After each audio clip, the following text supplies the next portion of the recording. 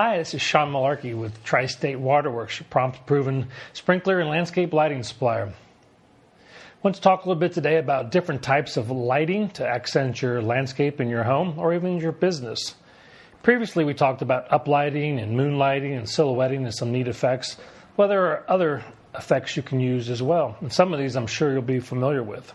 The first one and most commonly used is the path lighting. So a path light is any light that's close to the ground and is lighting a pathway so you can walk, for an entrance to your front of your house, the sidewalk, or it could be a garden path. Another neat use for path lights is to highlight a patch of flowers or annuals.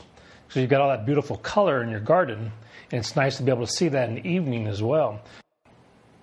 So what you want to stay away from path lighting is doing what we call the runway effect. So you have, like on a driveway, 2 rows of path lights down either side of it. It tends to look more like an airport runway than it does anything else. So stay away from using even paired numbers of path lights or just a big straight row of them. Use them sparingly. Use them where you need to, like steps, any type of transition area where a person could trip. That's perfect for that. Or for highlighting those beautiful flowers that are close to the ground. Next, I wanted to talk about backlighting. And backlighting can only be used in a few instances. And typically, if you have like a large bare wall that might be white or stucco, and you have an interesting looking tree or shrub in front of it, what you do is you light up the wall behind the plant and it creates a really nice black outline of the plant in front of it. So it gives you kind of like silhouetting does, except it's the opposite effect.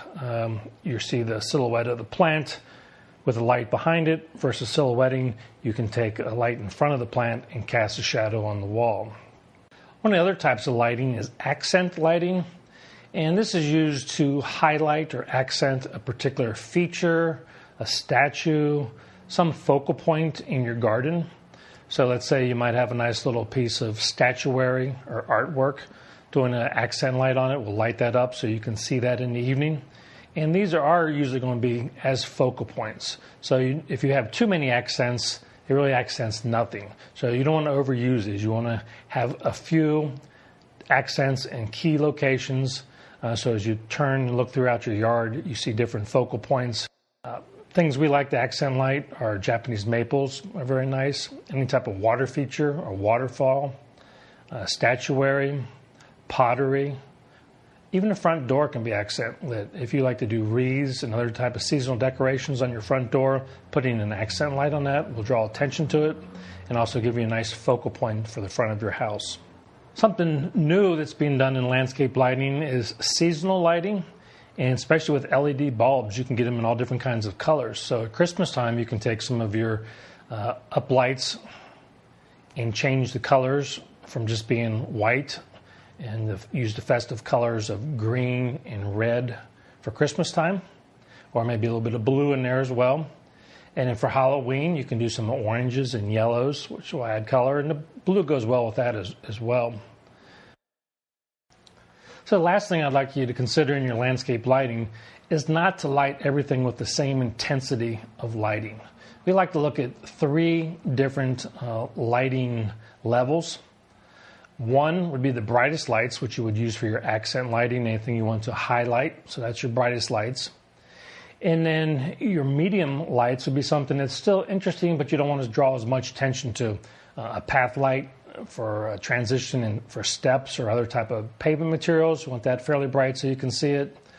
A sitting area where you might be talking to friends and family. You want that fairly bright. Then the third level lighting is the lowest level lighting, and it's just used as kind of the glue, kind of ties everything together. So have fun, get creative, and try some different landscape lighting effects. If you need some help with it, please give us a call. We'd love to come out and put together a landscape lighting portrait for you and make your garden a beautiful spot as well as daytime and in the evening.